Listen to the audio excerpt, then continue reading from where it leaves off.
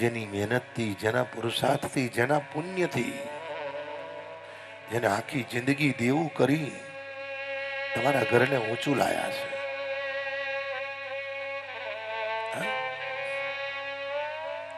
જે સામાન્ય સ્થિતિમાં રહેતા હતા અને તમને 50 લાખનો કે 50 કરોડનો બંગલો અપાયો છે. ભાઈ, જેના પુણ્યથી સુખ મળ્યું છે ને એ વ્યક્તિને કોઈ પણ દિવસ જીવનમાં અપમાન ના કરો કે ધક્કો ના મારો.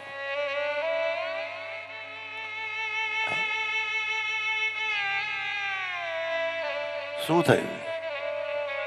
જેવા વિદુરજી સરસ્વતી નદીના કિનારે આવ્યા,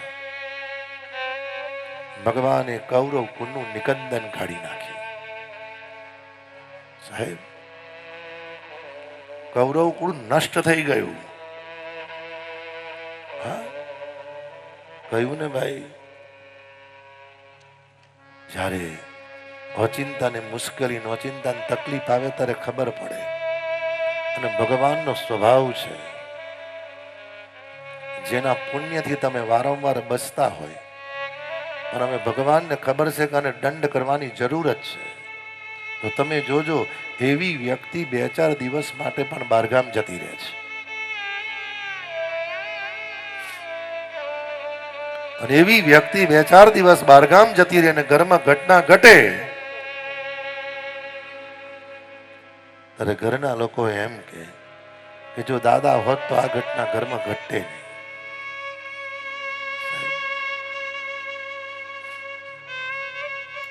ભગવાન કૌરવ કુળને નષ્ટ કરી મારો વાલો દ્વારિકા આવી ગયો. ભગવાને ઉદ્ધવજીને બોલાયા, મૈત્રીને બોલાયા. ઉદ્ધવ, બને એટલા જલ્દી યમુનાના કિનારે જાઓ. મારા કાકા વિદુરજી ભયંકર અપમાનના લીધે દુર્યોધને ધક્કો માર્યો છે. અત્યારે કોઈ સહારો નથી. મારી પ્રતીક્ષા કરી મારા નિકટમાં આવવાની તૈયારી કરે છે. પણ ઉદ્ધવ,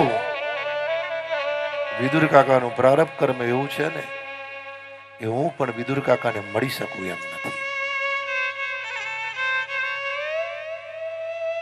અને સાહેબ, જીવનમાં તમારી જેને જરૂર છે ત્યારે આપણે એની જરૂર નથી હોતી. અને જે વખતે તમે જેને પ્રેમ કરો છો અને એ વ્યક્તિ જ્યારે ધક્કો મારે છે અને એ પછી તમે એ વ્યક્તિને શોધો છો ને ત્યારે એ વ્યક્તિને તમારી જરૂર હોતી નથી.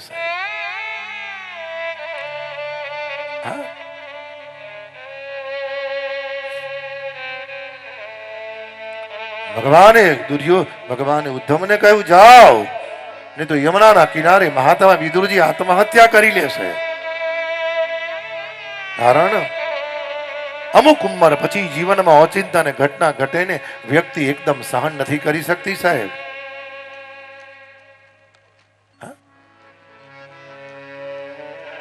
યમુનાના કિનારે જ્યાં વિદુરજી આવ્યા, ભગવાને ઉદ્ધવજીને મોકલ્યા. અને આ બાજુ ભગવાને મૈત્રી ઋષિને પણ કહી દીધું કે ઉદ્ધવજીની કૃપાથી વિદુરજી, મૈત્રીજી ગંગાના કિનારે તમારા આશ્રમે આવશે. અને જીવનમાં ધ્યાન રાખો ભાઈ, સમાજ ધક્કો મારે, પરિવાર ધક્કો મારે, જ્યારે નજીકના ધક્કો મારે ત્યારે સમજવાનું દ્વારિકા નાથે આપણા માટે કોઈ સ્થાન નિશ્ચિત કર્યું છે. સાહેબ, પછી એનો હરખ શોક ના રાખો. કોણ બોલાવશે ને ક્યાં જઈશું બધું જ ગોઠવેલું છે ને સાહેબ. હા ભાઈ, કહે છે ને, કાહે કો મન સોચી કરતી હૈ, રામ ભજન કર दिन राती. काहे को मन सोचित में सोची करती है, राम भजन कर दिन राती. વિદુરજી આવ્યા. ઉદ્ધવજીએ પૂછ્યું, કોણ છો, કેમ રડો છો? વિદુરે કહ્યું, મારું નામ મહાત્મા વિદુર છે. હું કૌરવ કુળમાં જન્મ્યો, પણ કૌરવ કુળને બચાવી ના શક્યો. ઉદ્ધવ એક જ શબ્દ કીધો, વિદુર, ખોટું લાગે તો માફ કરજો. અને આ જવાબ આપણે બધાએ જીવનમાં સાંભળવા જેવો છે. ઉદ્ધવે કહ્યું, વિદુર, આપણું છે તે જતું નથી ને જાય છે તે આપણું નથી. એના માટે કોઈ હરખશોક કરશો નહીં. જે તમારું છે ને એ મરતા સુધી તમને છોડવા તૈયાર નથી.